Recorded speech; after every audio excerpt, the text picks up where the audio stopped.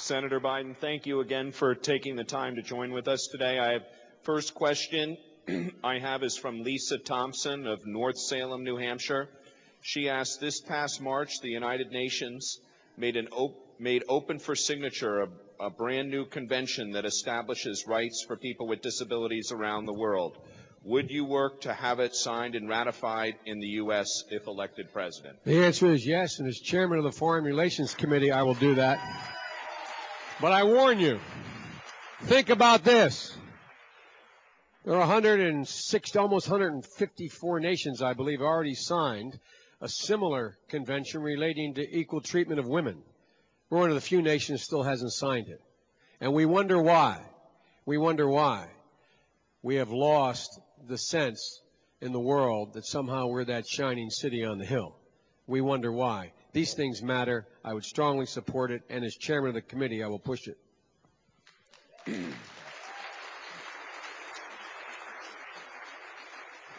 Senator Biden, this question is from Sarah Denoncourt of Canterbury, New Hampshire.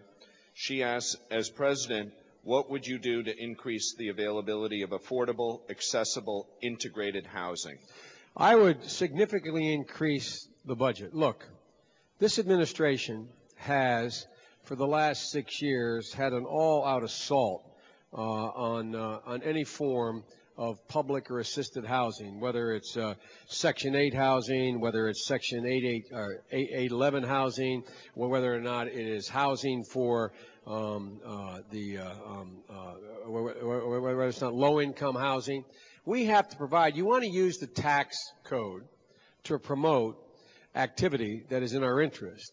We should be doing that with regard to the Housing Choice Voucher, Section 8, low-income housing tax credits, and expanding not only the money we put in, but I would significantly expand, and I mean this sincerely, and when I was chairman of the Judiciary Committee like your father before me, I spent a lot of time insisting that administrations focus their Civil Rights Division on enforcement of existing housing legislation. Enforcement of existing housing. So I would, and I'm happy to, if you contact me or I take that name, I'll go into great detail about how much I would spend and how I would do it. But I would fundamentally increase the tax credits for those to provide this housing so rents can be lower, significantly increase enforcement, and provide availability overall for more construction. Thank you, Senator. The next question comes from Cheryl Hurst of Conway, New Hampshire. There is a national shortage of direct care workers to assist people with disabilities. What would you do as president to address this shortage? Well, you know, as you know, not all those folks we need be nurses.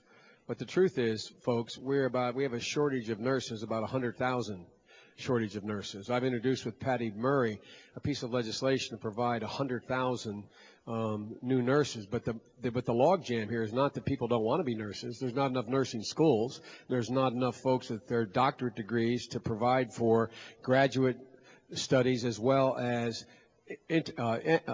entrance access. 48,000 people tried to get into nursing school last year, and there was no school to get into. And so I would focus there, number one. Number two, I would reward by paying off tuitions for those who are prepared to work in those areas of the greatest need. And I think we have to do the same with school teachers, by the way.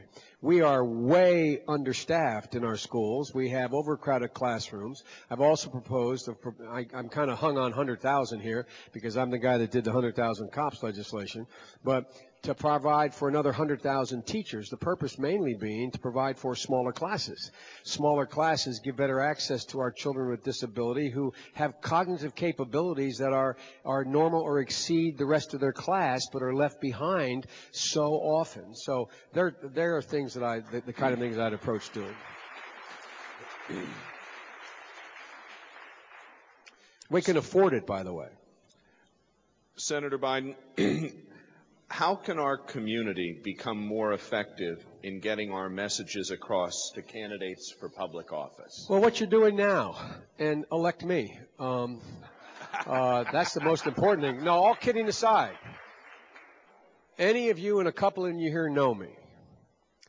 The one thing I think you will find, no one, and I have many flaws, I doubt whether you'll find anyone with whom I've ever served or anyone in my state who will tell you, sometimes to their chagrin, that there is a single bit of difference what I say when I'm campaigning and what I will do or attempt to do if elected.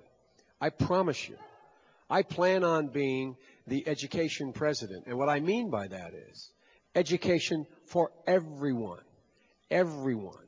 We keep forgetting the commitment for universal public education relates to the degree to which you are educable.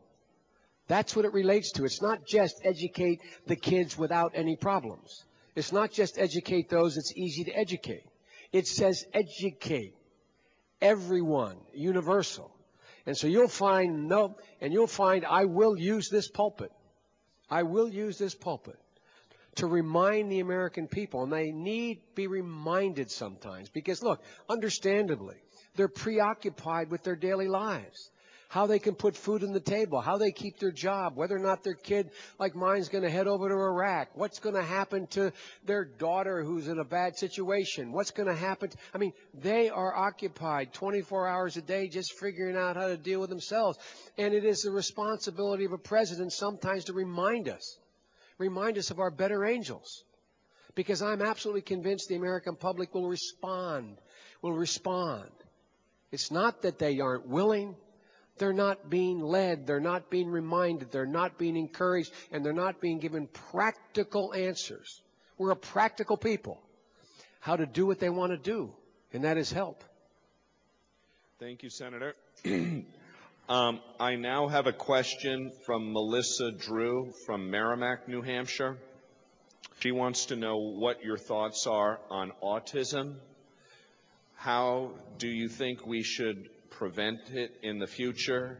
She says 150 children are now diagnosed, and it is getting worse. It is getting worse. And let me start off. Again, I tell you what I know and tell you what I don't know, or at least what I think I know. And what I know I don't know. I don't claim to be an expert. I have a daughter who's a social worker, and she deals in this area, and I look at it, and to me, although it's not, quote, been proven, it seems to me there must be an environmental nexus. I don't understand how it's likely that there's not an environmental nexus. So I would continue and increase research into dealing with determining the cause. The cause. What has happened? It's not merely that parents are all of a sudden recognizing a quote, disorder that didn't exist, that people didn't recognize before. It's a reality. It is larger. It is more significant. And I would do a great deal more to try to determine and make a commitment at NIH, and also by providing for direct research grants and pure research grants to determine what is the nexus. In the meantime, what's starting to happen now is you're starting to get more and more. I know all of you know this better than I do. You saw yesterday on most of the morning shows and the networks, I think it was yesterday, talk about how, and it's kind of frightening, how to get parents to recognize more early in infancy and in the first 8-10 months whether or not their child is likely to be autistic. And so there's a lot more focus on it. Here's what I believe. I believe when the American public and your government focuses on a problem, it has enormous resources, and it becomes a self-generating commitment if the government will continue to provide the funding for the basic research and the applied research in the area. And so I think we're on the cusp of figuring something out. But the truth is, I don't know. I don't know. I only know what I can do as your president. I can and I will, in the research budget, increase considerably the amount of money to determine what the causes are. Senator, I know you only have time for one more question. This question comes from the National MS Society. The Supreme Court in Olmstead held that ADA required states to offer services to people with disabilities in the most integrated, community-based setting possible. Despite this important victory, states are still struggling to implement Olmstead. what would you, as president, do to rectify this problem? Two things. One, some of those states have difficulties because they have very bad tax bases. They do not have, some states are considerably poorer than others. Other states have the capacity but choose other priorities over implementing what is constitutionally required, what the Supreme Court has acknowledged is required under the law. So I would engage in two things. Number one, I would provide for more money to the states in order to be able to get them, to encourage them to enforce and to implement the law. But I would also much more strictly enforce the law. I would bring civil rights actions out of my out of the Justice Department to insist that they be enforced. And so there's two steps to it, a carrot and a stick.